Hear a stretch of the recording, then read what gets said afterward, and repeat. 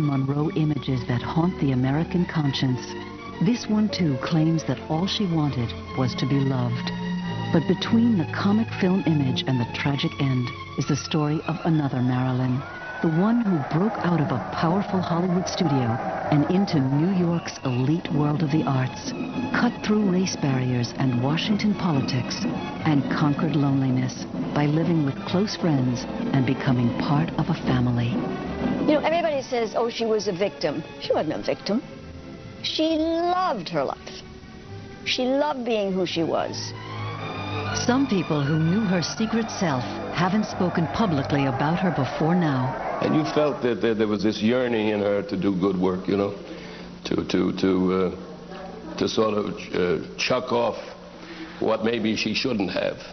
This glamorous, wonderful figure she had built in Hollywood, and to become some sort of an important actress.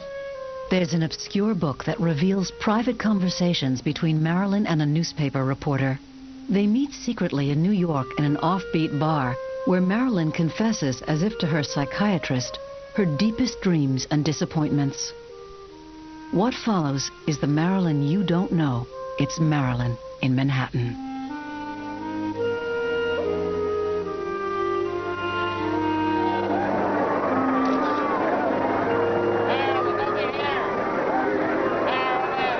Many photographers had captured the sex appeal of those wistful eyes, pumped up red lips, platinum hair, and curves. But only one captured her fragile soul. His name was Milton Green, one of the most popular and highest paid photographers, a favorite of both magazine editors and celebrities, and soon a man to play a pivotal role in Marilyn's life. You have to understand that Milton and Marilyn spoke their own language. You could have been sitting at a table with them, and somehow the connection was so strong. I'm not talking sex, I'm not talking French, I'm just talking the connection between these two human beings. It was instant trust. On September 15th, 1954, Milton Green was in the crowd when 20th Century Fox assembled 200 photographers at 52nd Street and Lexington Avenue. There, a huge fan blew up Marilyn Monroe's skirt and lifted her image from movie star to goddess. 2,000 of her movie fans gawked and roared as flashbulbs popped. It was quickly dubbed the shot scene round the world. That famous image became the poster for The 7-Year Itch.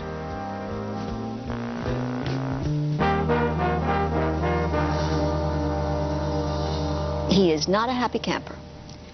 All of a sudden, the whole world is seeing his wife's underwear. She is bare-legged. She has no hose on. And her fanny's out. Little white panties in. And they shoot it 3 times. And I can feel this human being. It's like a volcano. It's getting... Till finally he says to me, I'm going home. I mean, he was like wounded in his heart. So that was the beginning of the end of that marriage. Later, a story appeared in a tabloid magazine. The report claimed that Joe DiMaggio and his friend Frank Sinatra had broken into a home where they thought Marilyn was visiting a lover. DiMaggio was after divorce information. Though wrong about an affair, eventually he got the divorce. Miss Monroe will have nothing to say this morning. All I can say as her attorney is that this is what we would say with the conflict of careers. Fox continued to grind out pictures that confined Monroe's dramatic talent to dumb blonde roles. This is what they call classical music, isn't it? Don't talk. I could tell because there's no vocal. Relax. Go limp. Like this? We forgot about the stairs. Isn't that silly? It was very easy. I just pulled out the nails. Oh. It's perfectly safe. Nobody will ever find out. Well, where shall I sleep?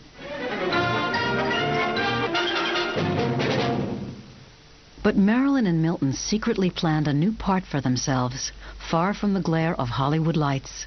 Marilyn would soon take the plunge toward independence. While her marriage to DiMaggio was crumbling, she managed to continue playing high comedy with intelligence and humor. She knew not only how to command her talent, but how to manipulate the press as well. In this little-known book, Conversations with Marilyn, written by W.J. Weatherby, she tells him, "When photographers come, it's like looking in a mirror. They think they arrange me to suit themselves, but I use them. It's necessary in the movie business, but I often hate it. I never show it, though. It could ruin me. I need their goodwill. I'm not stupid." Marilyn Monroe was simply sick and tired of a low salary in roles that increasingly meant very, very little to her.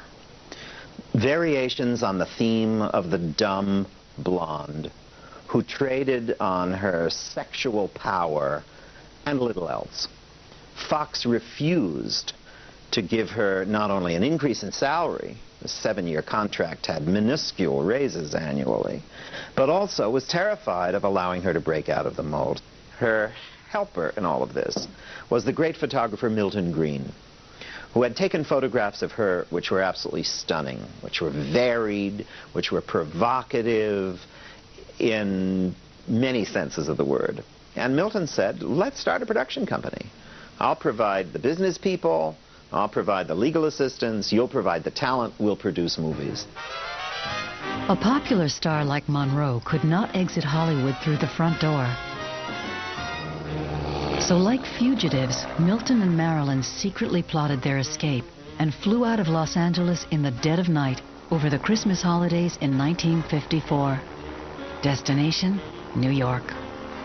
They wanted to leave California, and they wanted to do it in an undercover sort of way. They came up with a phony name and a scarf on her head, and then got her to Connecticut in the back of a car, in the trunk of a car, to their house, because she really was being followed everywhere. Ironically, in New York, Marilyn would not be followed. Here, for the first time, she experienced occasional obscurity and began to concentrate on her inner self.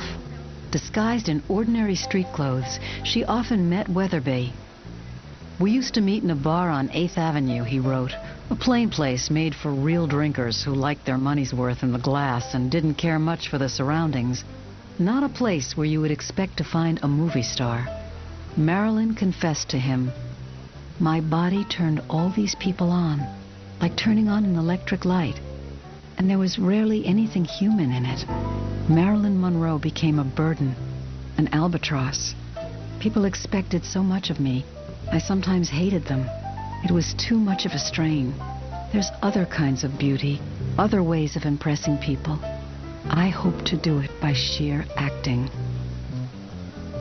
If you look back at Marilyn's life before she came to New York, it's as if she was inevitably headed to New York City years before. It was part of her game plan, or her dream, if you will. And you look at the books in the bookshelf, they're all Stanislavski, and books about the method and things about the actor's studio. And so here she had this plan, and then Milton came along and he became kind of the co-star for that part of the journey. Marilyn always had the power to be desirable and vulnerable on camera. Green was the first photographer to explore the deeper complexities of her personality on film. In return for taking her seriously, she trusted him. Milton, his wife Amy, and their small son Joshua fulfilled Marilyn's desperate need to be part of the family she never had. Born to a mother who was committed to a mental hospital and a father she never knew, Norma Jean Baker grew up in foster homes. "When I was a kid," she told Weatherby, "the world often seemed a pretty grim place. I loved to escape through games and make-believe. You can do that even better as an actress." In her desire to be connected to people who would not exploit her in the way Hollywood did, Marilyn found stability and security in this Connecticut suburb. She was always private with us. It was a home that she never had. And she got up when she wanted to, she contributed, she made her own bed, she washed her own dishes. She would take long walks by herself in the woods. She had never seen a tree without leaves. And she loved the snow. She loved the sound of the snow when her feet would be crunching. And she took care of Joshua. One of the things that she would do is babysit me. I was lucky, what could I say? So it's really childhood memories of being tickled, having pillow fights, bubble baths, you know, really just a child being taken care of by a loving person. Hollywood still had no idea where she was living. From the safety of her surrogate family, Monroe began to build her career and self-esteem. She posed for Milton during the day, and they planned when and how to announce the start of their new production company. At night, Marilyn moved easily into the New York world of jazz. Just a year earlier, Marilyn had succeeded in breaking the color barrier by getting one of her favorite singers, Ella Fitzgerald, booked into Los Angeles' Mocambo nightclub. This was a girl who really wanted to do something. Marilyn loved Ella Fitzgerald, and Marilyn made a deal with the head of the nightclub that if they would book her, she would come every night. Marilyn would show up every night.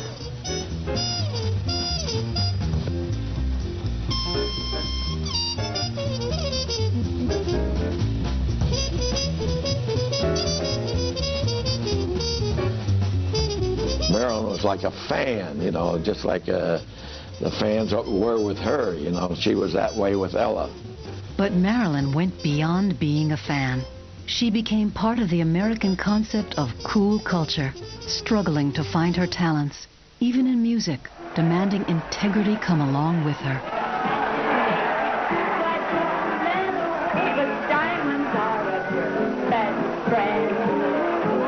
It intrigues me, knowing that Marilyn Monroe was a musician.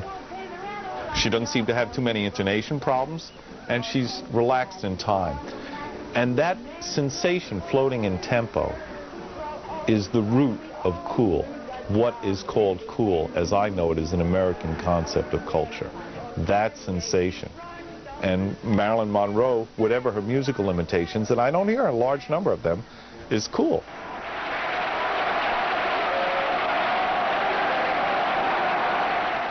Only a month after her secret landing in New York, a renewed Marilyn reappeared in front of the press, a vision in white. She and Milton Green electrified them with the news that Marilyn Monroe Productions is officially launched. It has taken Fox a month to realize their star had departed. She became the first Hollywood actress since Mary Pickford to found her own production company. And to do this, she simply walked out on her 20th Century Fox contract.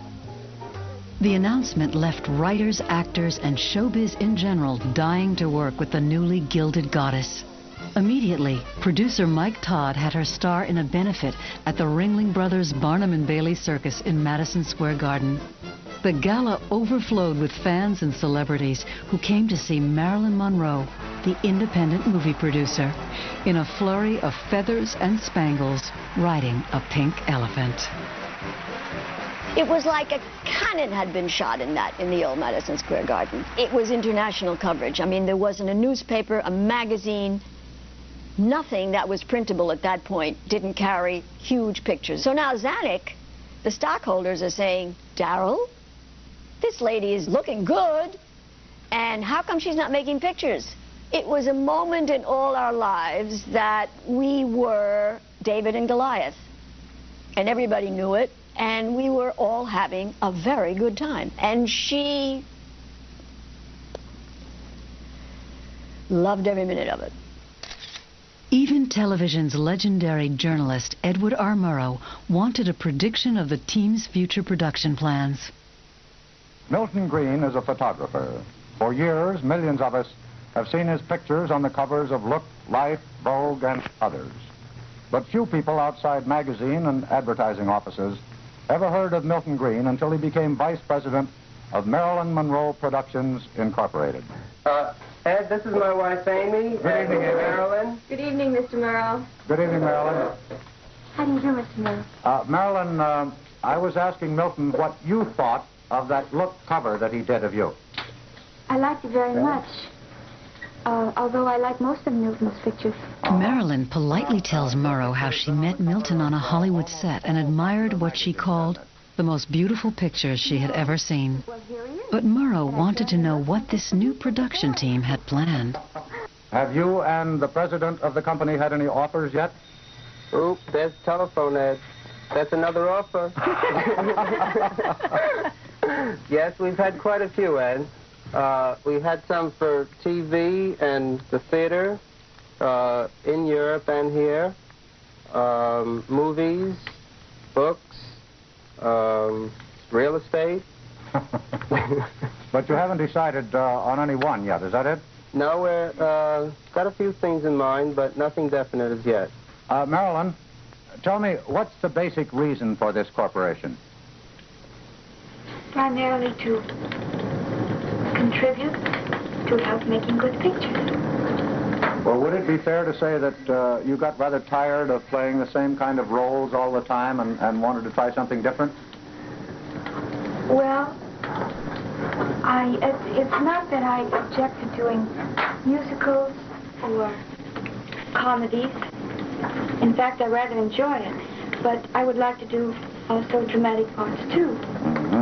The uneducated orphan turned movie star now had a mission.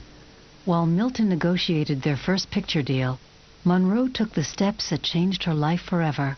She went back to school to study theater from a master, and the baton was passed. Lee Strasberg became her teacher, her mentor, and newest father figure. Marilyn always dreamt of being an actress. She didn't, by the way, dream of being a star. She dreamt of being an actress. And she had always lived somehow with that dream. And that is why, despite the fact that she became one of the unusual and outstanding stars of all time, she herself was never satisfied. When she came to New York, she began to perceive the possibilities of really accomplishing her dream of being an actress. Marilyn knew she possessed innate ability, but deep insecurity continued to foster doubt. It was Strasberg who made her believe in her inner gifts. I asked myself, what am I afraid of? I know I have talent. I know I can act. Well, get on with it, Marilyn. Since Strasberg was considered something like a major prophet, if not a god, those who wanted to be close to him were resentful of his sudden, profound attachment and devotion to a Hollywood starlet.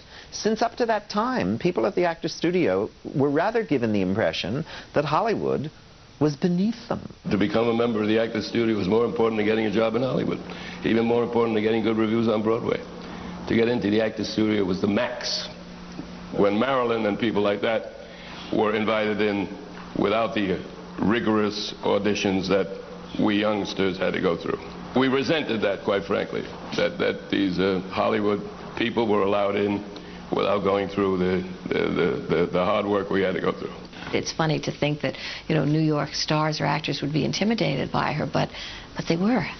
Which also surprised me, and I thought was very courageous, because here was this young woman, and she came into private acting classes and sat down next to unknown actors who were just starting out and had no ego about it, was willing to put herself on the line.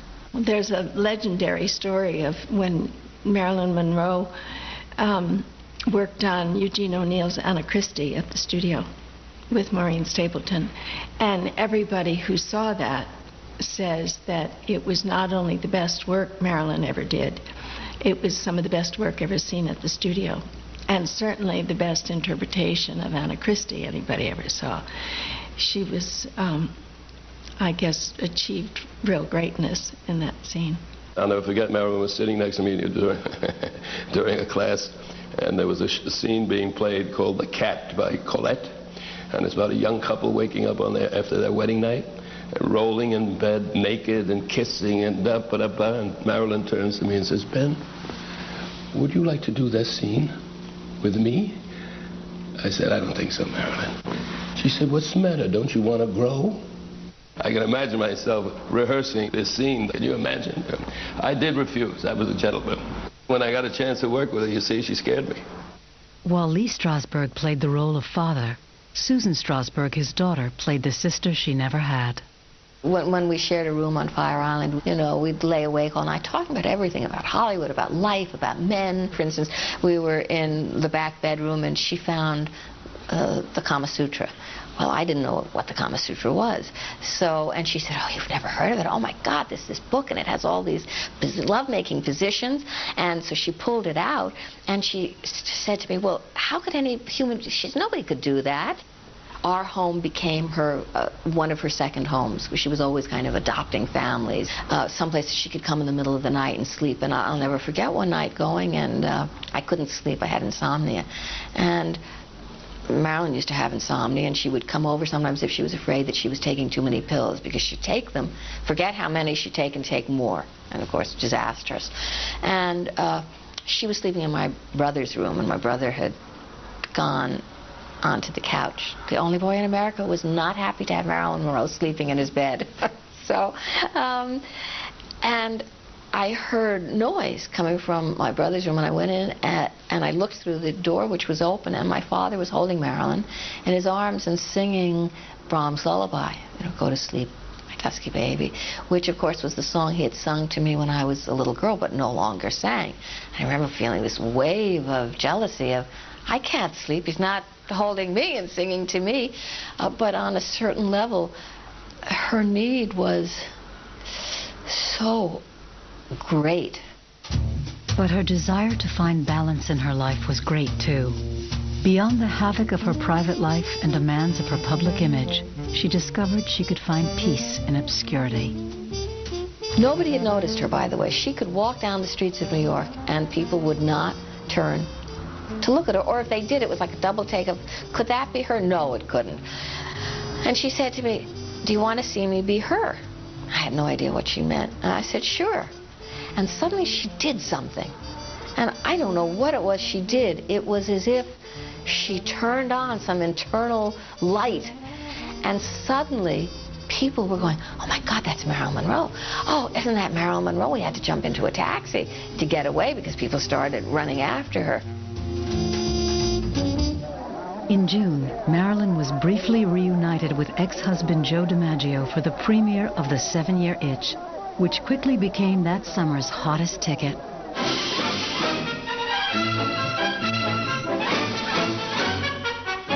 Careful, I had my appendix out last year. Everything's fine. A married man, air conditioning, champagne and potato chips. It's just a wonderful party. Realizing the value and power Marilyn Monroe commanded, 20th Century Fox reluctantly conceded to MMP's demands. They would make 4 pictures together over 7 years, with an option to make others. Because now I'm going to take you in my arms and kiss you. Very quickly and very hard.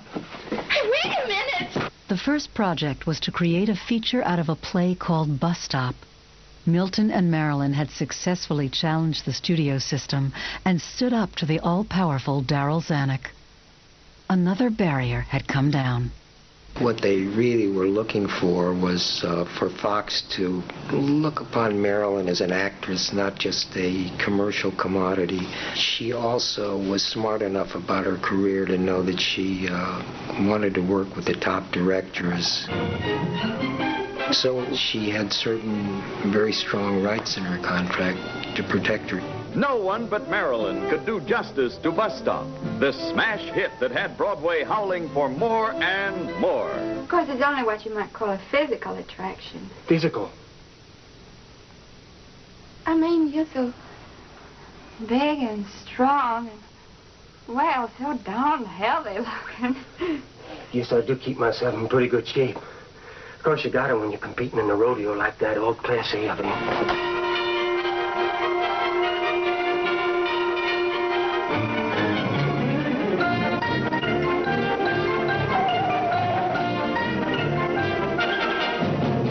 On February 9th, 1956, author Terence Rattigan, Sir Laurence Olivier, and Marilyn held a press conference at the Plaza Hotel in New York to announce the making of another hot MMP property, The Prince and the Showgirl. At age 30, she has taken control of her life and is about to make the two most important films of her career. Marilyn Monroe finally had Hollywood taking her seriously as an actress, and now they wanted her back. How do you feel about coming back to Hollywood? Is it a happy time for you, or? Yes, it is. It's a very happy time. I'm happy to be back. As I said, it's my hometown. Yes. Well, you're happy too now. When you go to London? Yes, I'm much happier though. I'm very pleased. Is it true that you submitted a list of directors that you would work with?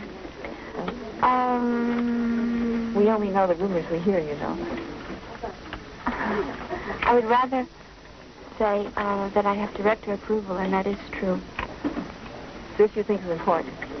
Yes, it is. Very important to me. You're wearing a high-hat dress now. The last time I saw you wear it. Is this a new Marilyn, a new style? No, I'm the same person, but it's a different suit. The different suit was part of a different look created by Milton Green, the arbiter of her style. Milton came up with the idea that the character, Cherie, was this woman who was always inside, sang in nightclubs, was always in an inside environment, and never saw the light of day. So she should be pale. And he worked with hair and makeup people to create this vamped, white-skinned, very pale-looking makeup. Marilyn was very concerned because she never looked so different. But she trusted him.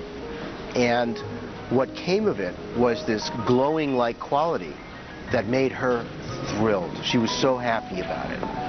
And in fact, it was a whole new direction for her. Marilyn found new confidence through work, but still had another barrier to break through, the formal education she missed. She had to drop out of Van Nuys High School, and I never forget the first time I talked with her. I had lunch with her, and I mentioned that I'd gone to Notre Dame, Harvard, and Syracuse. And she couldn't believe that I'd been at 3 universities in my life. And all of a sudden she started asking me questions, what books she should read. And I remember I suggested Aristotle to her. She was so eager for education. And Arthur Miller appealed to this intellectual seeking. During the filming of Bus Stop, Marilyn lived with the Greens in Beverly Glen, California. She confided there to Amy that she wanted to move out of their house on the weekends and into the Chateau Marmont. The break with the Green household opened the door for a new father figure. The charge would be passed from photographer to playwright Arthur Miller. By the time Marilyn returned to New York, the media was waiting. Would you like to appear in a play written by Mr. Miller? I'd like to work up to that someday, I suppose. Is he writing anything for you yet? No, not really. He's working on something, but, no. When are you planning to have some children? But I'm not married yet, dear. Arthur Miller was the writer of choice in America at this point. So it was the uneducated starlet who all of a sudden had the premier playwright even look googly eyes at her. So where do these two human beings get married? Certainly not a hotel. It has to be totally private. It was done at the home of Kay Brown. She was a good friend of Arthur's. At Miller's house in Connecticut, Marilyn Monroe and her newly divorced man of accomplishment, Arthur Miller, announced their upcoming wedding. The headlines read, "The beauty meets the brain." Miss Monroe, could you tell us what kind of a wedding you're going to have? Very quiet, I hope. Do you feel certain at this time that you will be able to get away to go to England? I feel certain I'm going to try, Officer. In the event that you are not able to go, will Miss Monroe still go? Oh, sure. She's got to go. She's got a contract to go. Well, that means you may not have a honeymoon together then. I think we will. I hope so. Though the two had secretly wed in a civil ceremony in White Plains, New York, a few days earlier, on July 1st, 1956, Marilyn and Arthur celebrated their love again in a second religious ceremony. These rare home movies are from Milton Green's personal archives.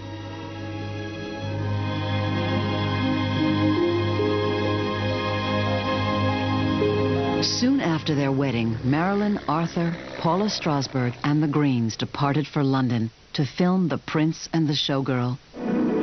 Once upon a time, there was a prince. It was a fairy tale beginning for an American Cinderella. She was about to work with England's best and brightest, Sir Laurence Olivier. At first, he gave her a warm welcome.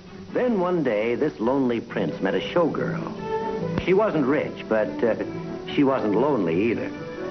And the prince thought it would be rather nice to have the showgirl up to his apartment to have a midnight supper. And maybe look over his etchings. What are words? Where deeds can say so much more. That's just terrible. You made a pass and I turned it down. Although Monroe played her role with intelligence and humor, the filming was plagued with tension. Relationships on and off camera were strained. My father felt that they should not get Olivier to direct and star in Showgirl. Olivier was the wrong person to do it, and they didn't get on, and there was kind of no understanding. It was, in terms of that, not successful, and that's also started to create a rift, I think, between Marilyn and Milton. Compounding the problem was Arthur Miller. Jealous and possessive, he drove a wedge between Marilyn and Milton. I think he resented Milton Green because Milton was a little bit too close, and Arthur Miller didn't like the idea of another man being that close to his wife. It was just a natural thing for any husband. The difficulty was that Marilyn, being very emotional and feeling very grateful and happy in the early period of the relationship with Arthur Miller, which she expected to last the rest of her life. She wanted to have children with Arthur, and she loved Arthur's intellectual mind. On the other hand, she adored the playful side of Milton and the safe side that Milton was always looking out for her visually. As it turned out, Miller wanted to take over managing her career. Even though he's a brilliant writer, as we all know, he wasn't necessarily a good businessman as far as managing her. He was a stranger in a strange land. He was totally left out of everything because he couldn't contribute anything. Then, at that point, she also began to realize that one more time she had made a mistake in her personal life. So the pills started coming. She was reverting back to the sleeping pills because she couldn't sleep, and the wake-up pills because she couldn't wake up, and drinking champagne. Disaster. Marilyn herself, like virtually every busy star of the time, was given by her studio pills to wake up and pills to go to sleep. This did not make for clear and articulate business dealings. It did not make for calm and serene personal relationships. The tensions on the set preoccupied Marilyn so much that when she met Queen Elizabeth, she was distracted. What should have been a command performance by a glittering star in gold lame turns into a bittersweet moment. Back on the set, the promised magic between performers continued to disappear. She virtually acted Laurence Olivier off the screen. And these two films stand as testimonies to this woman's extraordinary talent. You know what's going to happen? I'm going to fall in love with you. Because I always do. Always? Both times. So, you better watch out. You better watch out. Though critics raved, movie fans did not flock to The Prince and the Showgirl to take notice of this achievement. Chronic self-doubt again left Marilyn suspicious of people's motives. In there? Arthur, who was always, at that point, stirring the pot, began to really resent Milton. And I think at that point it was the beginning of the end of the Marilyn Monroe productions. And Arthur said, it's either him or me. After the stress of filming The Prince and the Showgirl in England, Marilyn committed herself to a new chapter in her life. With her career on hold, she entered a quiet life in the Connecticut suburbs. Finally, the foster child had a home of her own.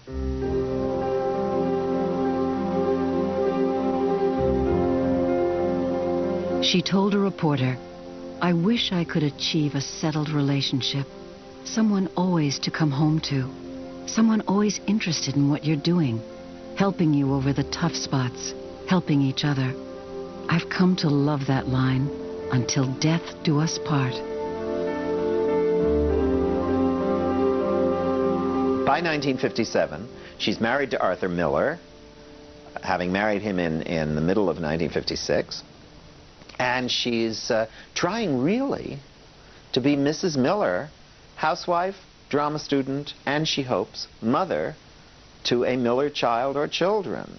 Marilyn posed one more time for Milton Green in early 1957, then publicly supported her husband, who was called by Joseph McCarthy's House Un-American Activities Committee to explain why he was a communist. The phony charges and smear tactics of McCarthy's witch hunt left Marilyn undaunted. She stood by her husband.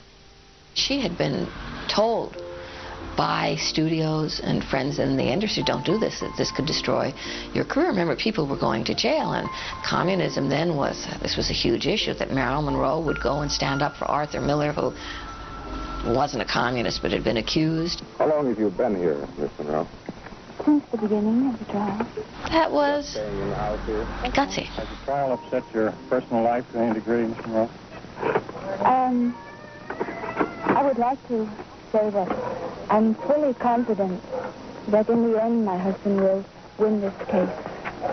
And it didn't upset your professional career at all? It didn't stop anything you were working on at the time? No, I haven't been working recently. What are your plans when you return to New York? Well, we hope to go back to our normal life. I don't think it jeopardized her career, and even if it did jeopardize her career, I don't think she would have cared. The ambitions of both Monroe and Miller to create a happy marriage were threatened by demands of their own talent and celebrity. Arthur stood vigil over Marilyn's career and forfeited his own writing for her. He insinuated himself into MMP Productions, approving even her still photos. Increasingly jealous of Milton Green and convinced they were having an affair, he succeeded in finally driving the partners apart. Milton never had an affair with Marilyn, ever, because I trusted Marilyn. Okay? Every woman in America will understand what I'm saying. She, as my friend, was so moral that she no more would have gone to bed with Milton Green than the cat in the moon. The reason why Milton left MMP was he wanted Marilyn to decide what was best for her. His commitment was to Marilyn. He knew that if Marilyn wasn't happy, even if the partnership stayed together, the work wouldn't be any good. It would only be forced. It would be too much like having a slave contract. And that was against Milton's integrity and commitment to Marilyn's career. So Milton put it on Marilyn's back and said, look, if you're not happy, just tell me and I'll get out. Marilyn's final decision was that Milton Green was out. He was crushed. Milton never got over that. Milton left MMP taking only his initial $100,000 investment. On June 13, 1957, The Prince and the Showgirl opened to lukewarm reviews, but film historians will call it one of Marilyn Monroe's best performances. Freed from the avenging press and Hollywood, the Millers retreated to their Connecticut farm and New York, and for almost a year maintained what seemed a loving marriage. But the seeds of her own self-destruction prevailed, and being her caretaker wore thin. Poor Arthur, she later remembered. I used to have a bad temper. flashes of thunder and lightning. Professionally, both the Millers were stagnant as the pills invaded and the dream of a perfect union began to fade. What is it they say? Be careful what you dream, you may get it. She tried to fit herself into some kind of very conventional idea of what she should do. I don't think that she had the structure, the inner emotional structure to get up every morning and take care of a house, and because she could barely take care of herself.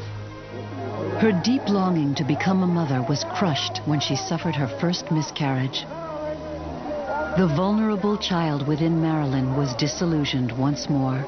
She put on a brave face to her public, but dreams were turning to dust. The Greens had departed, and Miller was domineering. Once again, Marilyn was struggling to find peace and a home. And by 1950, late 57, it was necessary, simply for financial reasons, for them to come back to Los Angeles because they needed Marilyn's earning power. Hence, Some Like It Hot. Love nobody, it's not worthwhile. Filming proved too strenuous for a secretly pregnant Marilyn, who miscarried again. She would never feel the unconditional love of a child. Hollywood had claimed Marilyn again, and she renewed her old friendships, including ex-husband Joe DiMaggio. In Miami, her adopted home base became the Fontainebleau Hotel. Floyd Mac McSwain, an employee of the hotel since the day it opened, remembers Marilyn. This was the home. This is where she used to come. Because all the people stayed here, she knew. You know, Frank Sinatra, Dean Martin, Sammy Davis had the suite next door to her.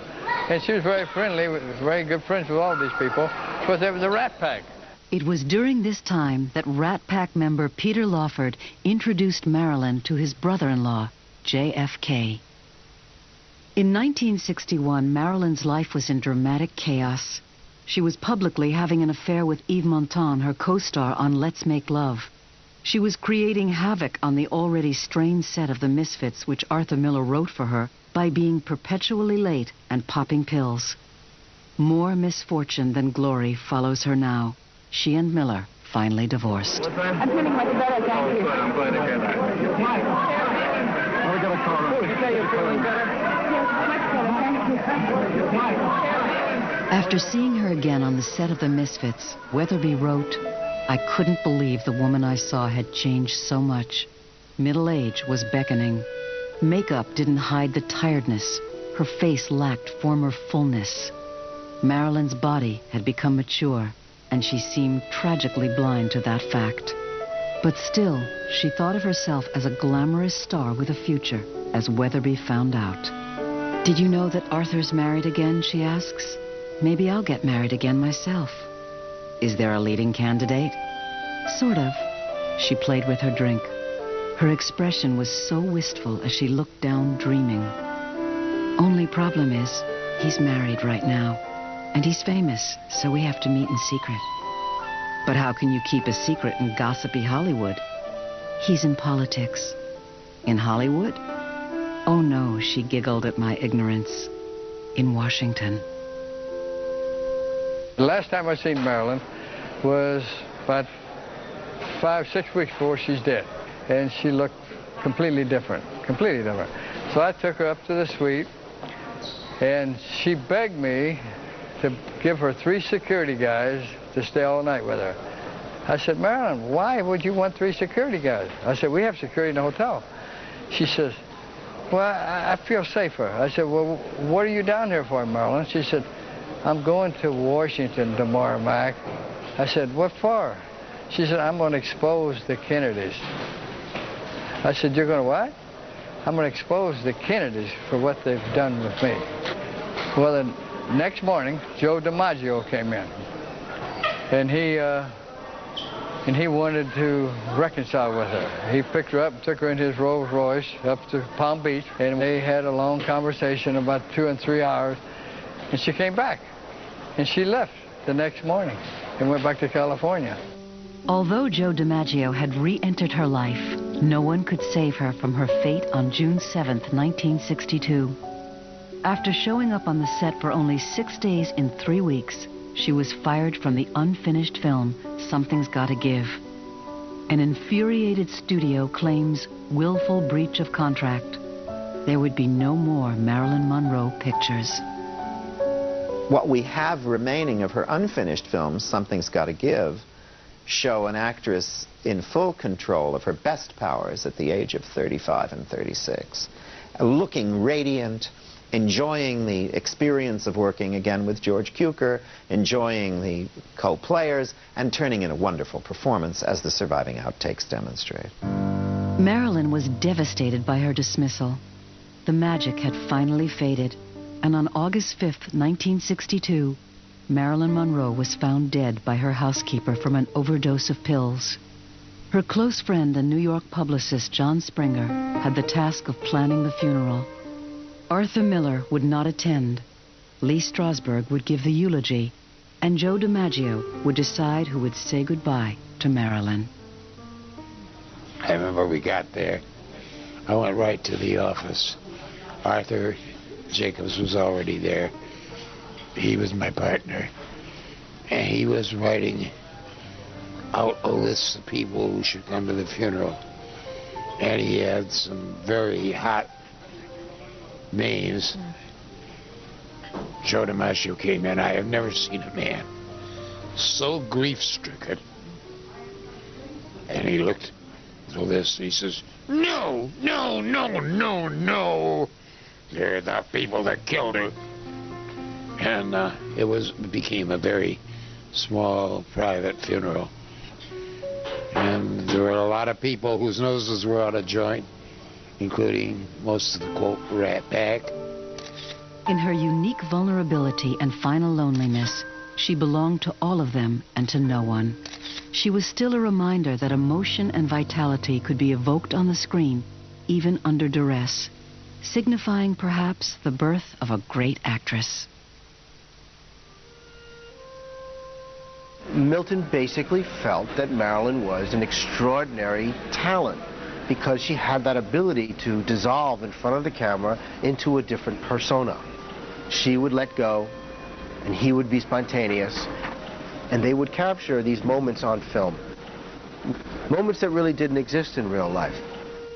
Moments like those in New York, when she found a family in the homes of the Greens and the Strasbergs. Moments of legitimate study at the Actors Studio. Moments of control over her career in her role as president of Marilyn Monroe Productions.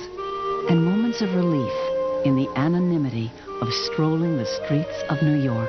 She found a balancing in her life. She found a contribution, a richness, and an addition to her life that simply wasn't there before. And yes, there were people willing to take her seriously and not make fun of her, not mock her, simply because she happened to be attractive. I think Marilyn was an inspiration to women in many ways because she embodied such almost divine energy. And she, despite her, the creation of her dumb blonde persona and her vulnerability, she was still someone that exerted her will and her strength and her mind in a way that I think probably influenced all women. And she painted these two self-portraits of herself. But you see, even in the two self-portraits, that they're, one is this kind of happy-go-lucky sexual, they're just line drawings, a sort of sensual cat woman.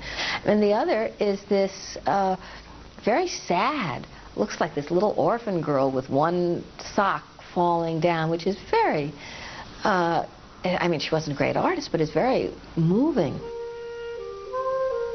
It wasn't a city. It wasn't a profession. Her demons didn't come from 20th Century Fox on Pico Boulevard in Los Angeles. It was a strange conjunction of need and talent and exploitation.